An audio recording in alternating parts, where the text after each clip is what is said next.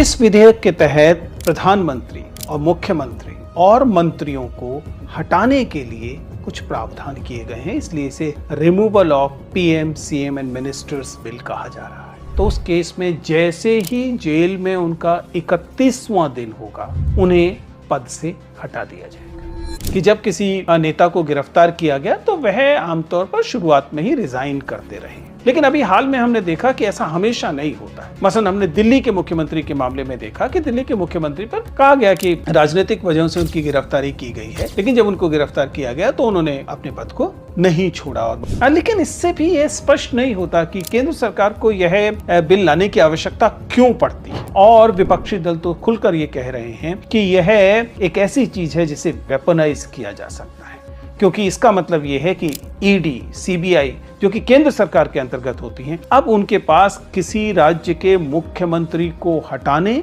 और किसी राज्य में किसी की सरकार गिराने की ताकत आ जाती है। और भविष्य में ऐसे राज्य जो राज्य केंद्र सरकार के लिए बहुत सुविधाजनक राज्य नहीं है, कहीं उन पर नकेल कसने के लिए, उन पर नियंत्रण के लिए तो यह बिल नहीं लाया गया है। इस पर भी विचार करना चाहिए। नमस्ते दोस्तों, प्लीज सिट डाउन में आपका स्वागत है। हाल ही में केंद्र सरकार ने एक विधेयक प्रस्तुत किया है और यह विधेयक कॉन्स्टिट्यूशन अमेंडमेंट बिल है, यानी कि